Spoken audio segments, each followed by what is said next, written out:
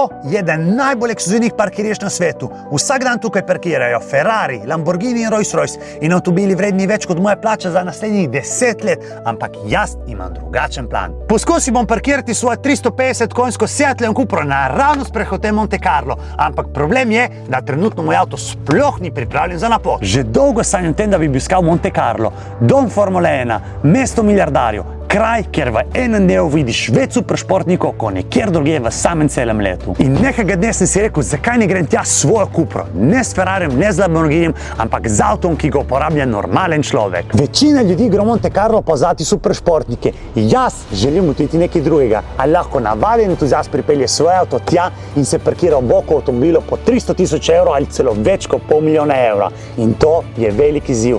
Zato se odpravim eden najbolj norih road trip ever do zdaj. Preden sploh pomislim na Monako, moram par stvari popraviti. Nazadnje sem montiral nove side skirtse, ampak iskreno niso izpadle tako, kot sem pričakoval. Če grem v Monte Carlo, hočem, da avto je brezhiben, ker če parkiram med Ferrari, nočem, da mi pol avto razpade po poti. In to ni še vse. Moj downshift pedal se trese ko šiba in skoraj mi je padel iz volana. In iskreno, na ovinkastih cestah do Monaka je to precej velik problem.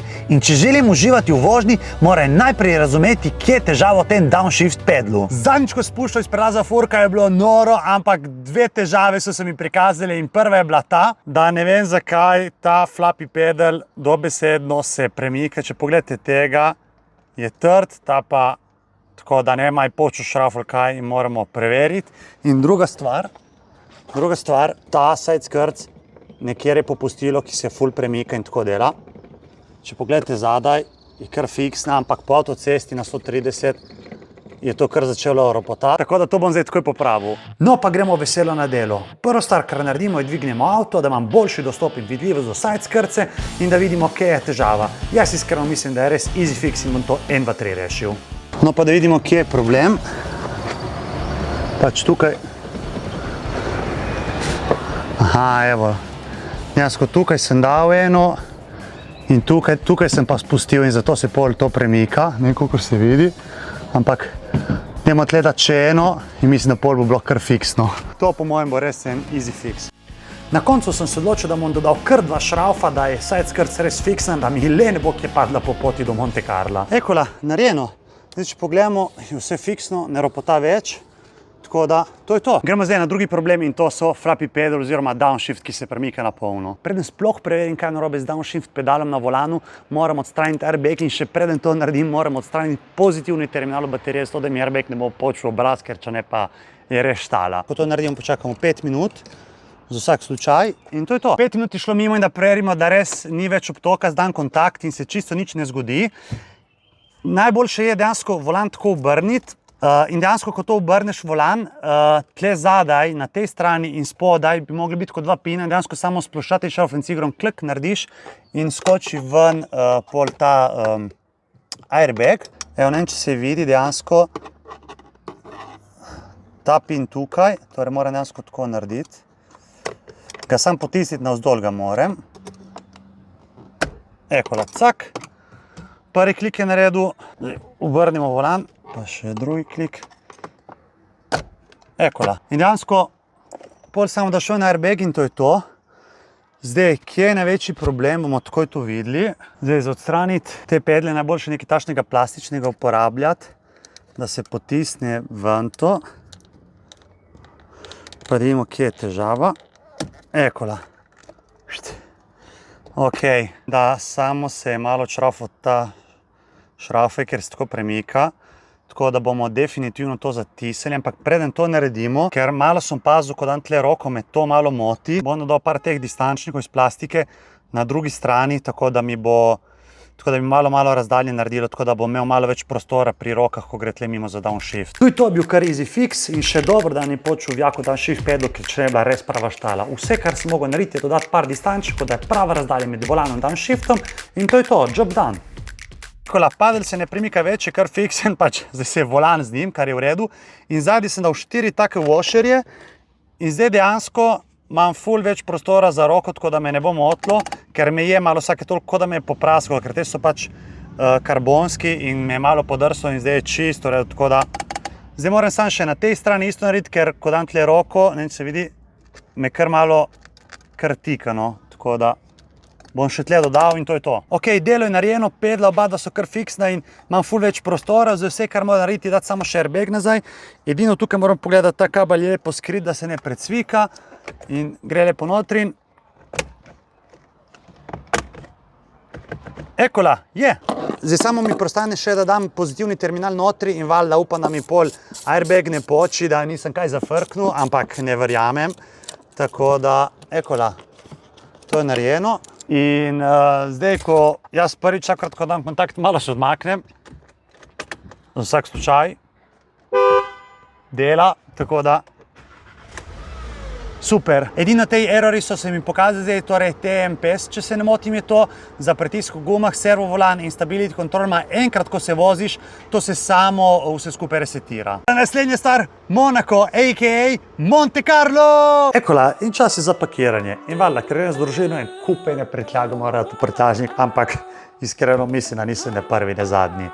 Tako da, če take posnetki, zdaj pravi čas, da lajkaš in subscribaš, da lahko še kakšnega radim. In gremo na pot. In kot se vidi, nisem edini, ki sem avto natovorjen res do vrha.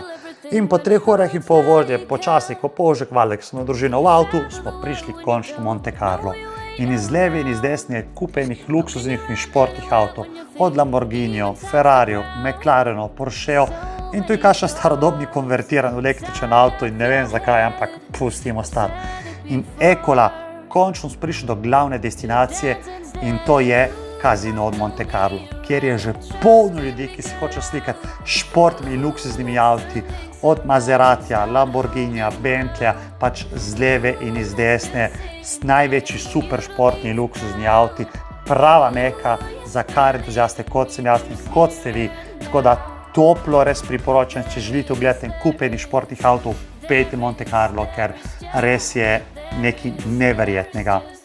No, pa gremo še do našega stanovanja, ker bomo želi se naslednjih 3 dni in ne vem, koliko se vidi, ceste so res kar oske, sploh ne, kako s temi super športnimi avti se vozijo po teh cestah v Monte Carlo. Jaz mi je kar malo živčen, da ne bi kakšen side skirt ali pa front splitter, ki je primo kakšen robnik, ampak uspelo mi je.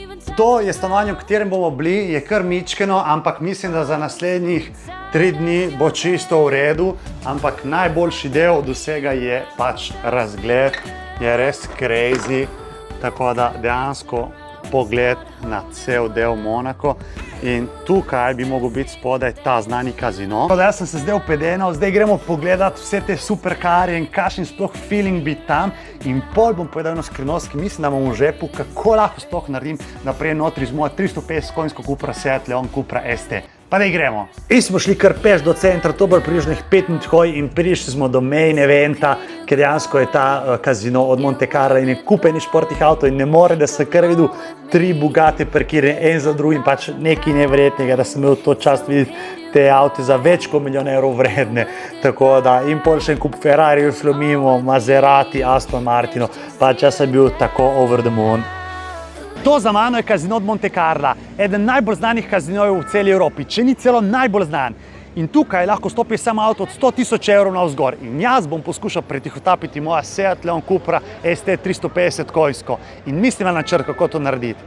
Danes je nedelja in vsi hodijo sem gledati in slikati avte in valjda boš pustili samo največje superšportnike. Ampak jutri je ponedeljek in zjutraj je delovni dan. In jaz se bom probal pretihotapiti notri in sem siguren, da me bojo spustili. Pa še jaz sem šel narediti en krogec vmes teh superšportnikov, slediti kakšno slikico in valjda sem šel pogledati tudi te jahturine vredne več po 10 in 100 milijonov evrov, nekaj neverjetnega.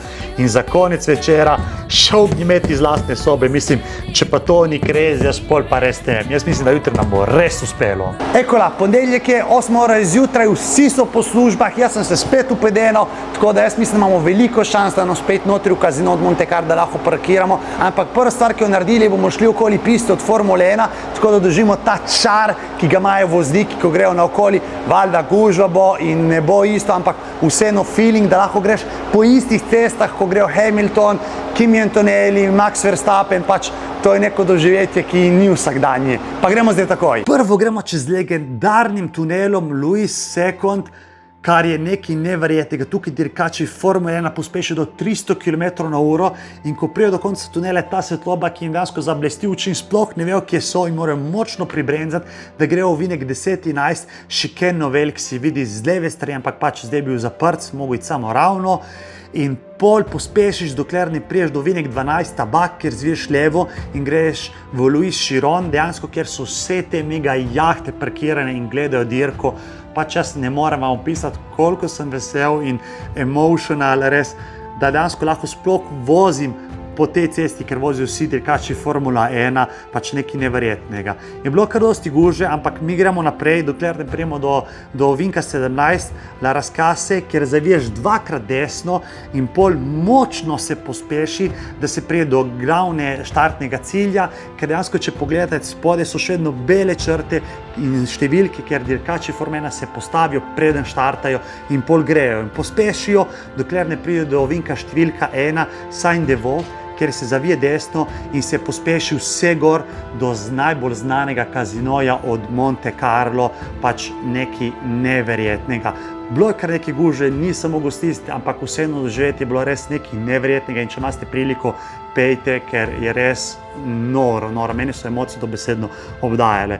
In Ekola, končno smo prišli do hotela Monte Carlo, pač tukaj se naš krog konča, ampak je bilo res nekaj neverjetnega. Ekola, se približujemo kazinoju in iskreno malček se mi trese, tako da, ki ne vem, bo spustili ali ne. Iskreno je res majhna šansa, ampak če v življenju ne tvegaš, ne boš nikoli nič dosegel, tako da več kot da nam reče, da ne moremo kaj izgubiti. Zdaj bom počasi dal dol telekamero, ker kot prvo je polno policajev po cesti in valjda si ne želim, da policaj me vidi, da z roko držim mobitel, ker ni legalno. In druga stvar, se približujemo zdaj kazinoju in najbrž še me konsjerž vidi z mobitelom v roki, bi rekel, to je nek youtuber, hoče snemati, tako da vidimo. Ne, ni nobenega.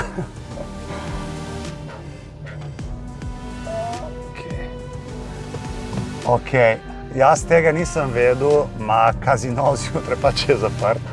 Jaz mi zato dela 14:24 in dejansko konsjeržov niti ni, da bi sploh kdo lahko odprl. Tako da bomo probali še enkrat čez kakšno urco in to bomo takoj zdaj. Iskreno povedano sem si rekel, ma nič, grem še en but, pa da vidim, tudi če ni teh konsjeržov, bom vsaj zraven parkiral, tudi če ni zunaj, pa da vidimo. In da vidimo, če se da parkirati vsaj zraven, da se slikam teh super športnikov, čeprav folko je že dosti, pa da vidim. Gremo inkognito. In nekaj neverjetnega se je zgodilo. Ne vem, kaj sem naredil, da sem stisnil, da ni snemal, ampak ni bilo nobenega konsjerža, rampe so bile dol. Jaz sem na polno šel področno pred kazinom Monte Carlo, sem parkiral in to je naslednje, kar se je zgodilo. Sorry, can you take me a quick picture of the car? In uspelo nam je. Slikali so nas pred kazinojem Monte Carlo, ampak v milisekundi je pretekla ven konsjerška in je bila ful jezna in je mi govorila, da moramo takoj stran, da to je prepovedano in jaz se spodila stran, ampak ne morem verjeti, da nam je uspelo. Ne morem verjeti, nam je uspelo se pritihotapiti notri v kazino od Monte Carla, pač rampice so bile dol, ni bilo nobenega, jaz sem rekel, jaz grem na vse ali nič. Je bila ona stara šjorca, na hitro me slikala, kot si vi na sliki. Una konsjerška ni bila najbolj vesela, niti ni hotela, da se slikamo. Ampak gospa starejša je bila ful cool, eno hitro sliko mi je naredila. Res, vsaka čast tam za gospo. Tako da jaz sem ful happy. Na koncu nam je vseeno uspelo, čeprav ne najbolj legit način, ampak kaj ima veze. Tako da, če ste všeč moje posnetke in želiš še kakšnega, lajkaj, subscribaj in se vidimo naslednjič. Aj, čau!